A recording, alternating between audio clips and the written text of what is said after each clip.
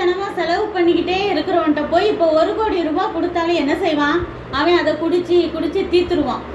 ஊதாரித்தனமாக செலவு பண்ணுறவன்ட்ட என்ன செய்வான்? அவனா நிறைய பொருளை வேணுமோ வேணாமோ எல்லா பொருளையும் வாங்குவான், காஸ்ட்லியாக வாங்குவான், எல்லா பணத்தையும் என்ன செஞ்சிருவான்? செலவு பண்ணிடுவான். அவன்கிட்ட கடைசியாக ஒன்றுமே இருக்காது. அப்படித்தானே? ஆனால் இதே அவங்க மனம் திரும்பின பிறகு, குடிக்கிறவன் மனம் திரும்பின பிறகு, நல்லவன் ஆன பிறகு அவன்கிட்ட கொடுத்தா என்ன செய்வான்?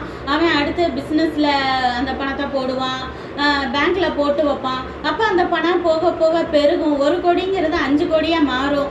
அதுதான் நல்ல ஒரு இதே தவிர குடிச்சிட்டு எல்லாத்தையும் செலவழிக்கிறவன்ட்ட போய் கொடுக்க முடியுமா?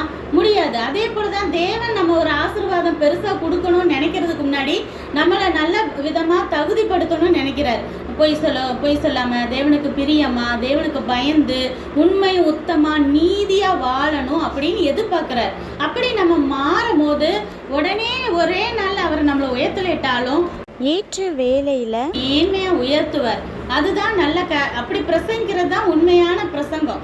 எப்போ பார்த்தாலும் சும்மா தேவனை ஆசீர்வதிப்பார், 1000 மடங்கு ஆசீர்வதிப்பார், அவனை இப்படி உயர்த்துவார் அப்படி உயர்த்துவாருங்கிற பிரசங்கத்தால் நம்ம வாழ்க்கை உயர போகிறது கிடையாது.